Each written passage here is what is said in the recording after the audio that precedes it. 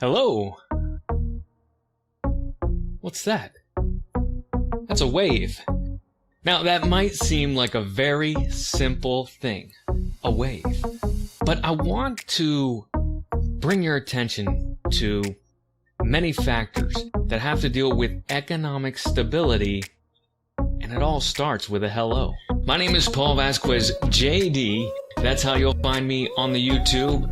I am president of Tax Lab, Pro Business Solutions, co-founder in the Singularity Network, and inventor of the hat tack. How about that?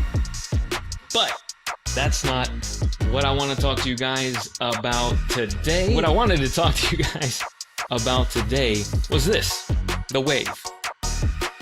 A little hello, toodle-oo, how do you do? Sociologists speculate that there's a reason we wave.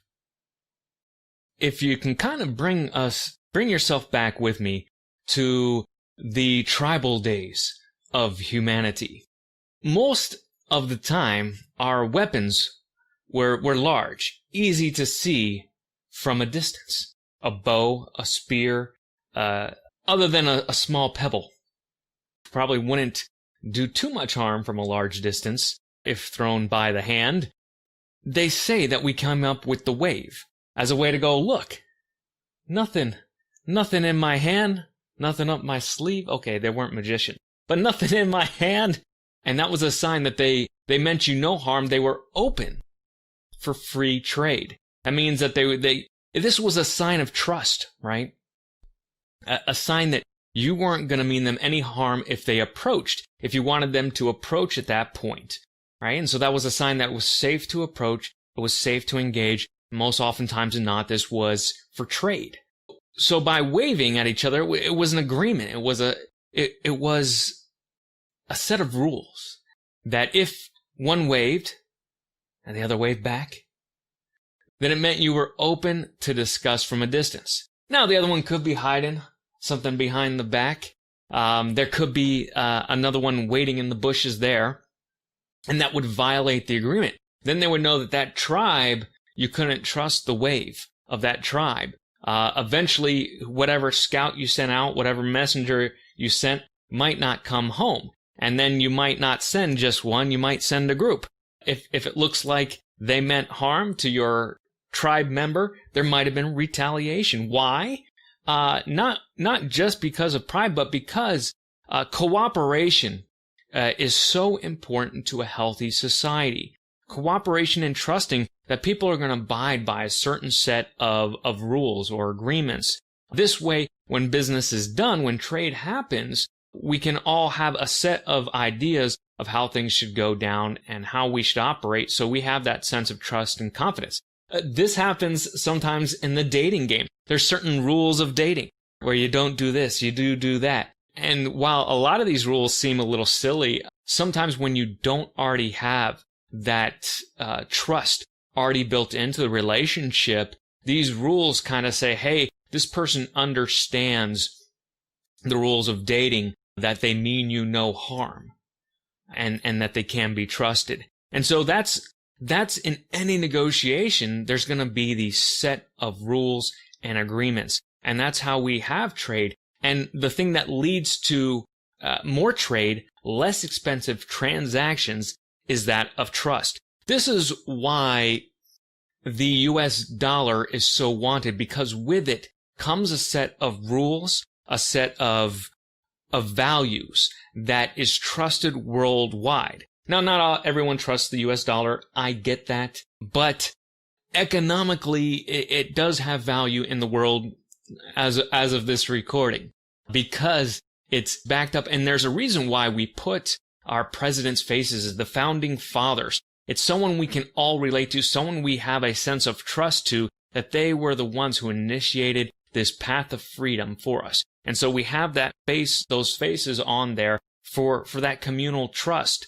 And there's a lot of symbolism on there to establish a trust and a set of ground rules in which the transactions that occur with that money happen under. And so there's lots of reasons why these fiat systems and why currency works in transactions where there's not a lot of trust. or that it's hard to establish trust. Arm's length transactions, as they call them. They call them arm's length because you can't really get close up and personal to see what's going on. You're waving from a distance. And so they call these arm length transactions. And sometimes it's good to have these mediums of exchange to help with the rules, to help make sure that everybody feels like they're treated fairly. And the more trust we have, the faster transactions can happen. And the faster transactions can happen due to trust, the faster the money churns in the economy and the more value there is in the economy. When things slow down, when it takes you weeks to pass a message, things can happen where you have to keep renegotiating because times are changing. The basket of fruit isn't the same basket of fruit as it was on day 1 as it is on day 18. Speed can be important with transactions.